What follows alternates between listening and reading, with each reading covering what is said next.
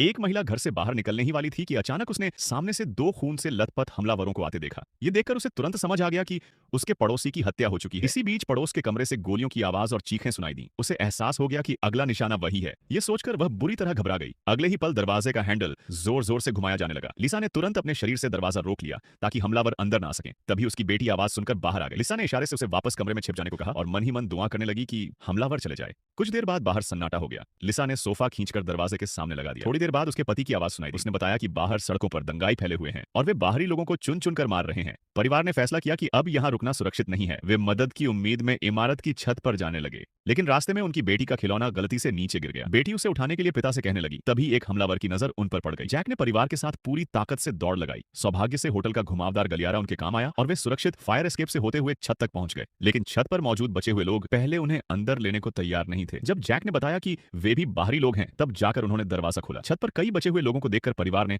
राहत की सांस ली, मगर उनकी खुशी ज्यादा देर नहीं टिक सकी। जैक ने देखा कि नीचे पूरी सड़क दंगाइयों से भर चुकी है। वे चिल्ला रहे थे कि सभी बाहरी लोगों को मार डालो। तभी सबने देखा कि एक हेलीकॉप्टर छत की ओर आ रहा है। पहले सबको लगा कि यह बचाव दल है, लेकिन पास आने पर पता चला कि उसमें हथियारबंद हमलावर बैठे हैं। उन्होंने आते ही अंधाधुंध गोलीबारी शुरू कर दी। कई लोग मारे गए और कई घायल हो गए। हेलीकॉप्टर चक्कर लगाकर बार-बार गोली चलाता रहा। जैक अपनी पत्नी और बेटी को लेकर एक ऐसी जगह छिप गया जहां से गोली नहीं पहुंच सकती थी, लेकिन हेलीकॉप्टर उनका पीछा करता रहा। तभी अचानक उसके रोटर पास की बिजली की तारों से टकरा गए। हेलीकॉप्टर का नियंत्रण बिगड़ गया और वह नीचे गिरकर फट गया। जैक का परिवार समय रहते